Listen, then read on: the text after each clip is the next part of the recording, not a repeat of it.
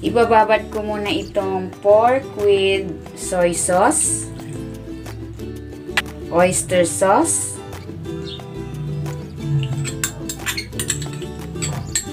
five spice powder, at ng paminta.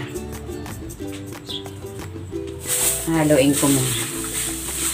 Habang hinahalo ko ito, kung hindi ka pa nakapag-subscribe sa aking channel, please subscribe at i-click mo na rin ang notification bell para lagi kang updated sa aking latest recipes. Ayan, okay na ito. Ibabad muna natin ito for at least 30 minutes. Maglalagay ko ng konting cooking oil.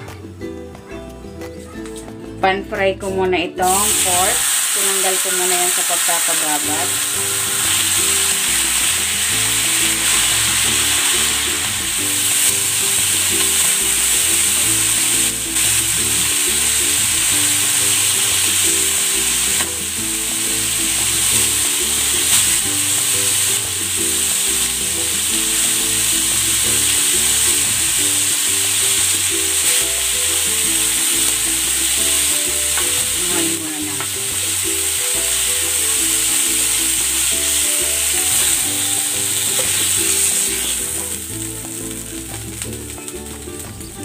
Magigisa na ako ng bawang.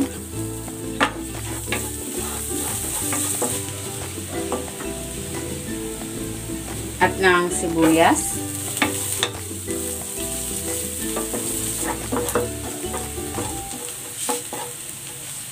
Babalik ko na dito yung pork.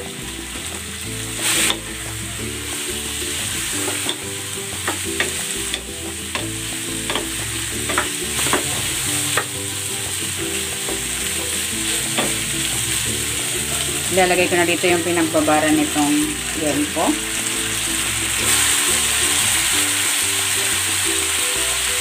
At maglalagay ako ng tubig. Ayan, para lumambot yung ating pork. Ilalagay ko na rin itong star anise. Takpan natin. I-simmer natin ito for 30 to 40 minutes.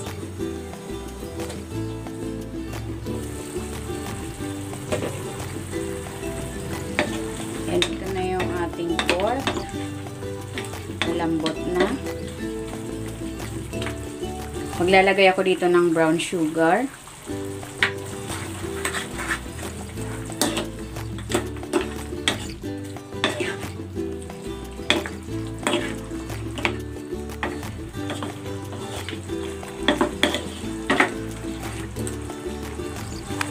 Para magtikan yung sauce, maglalagay ako ng cornstarch na tinunaw sa tubig.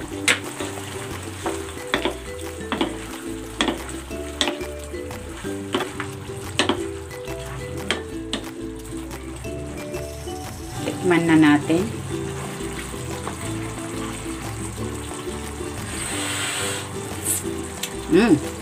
Sarap.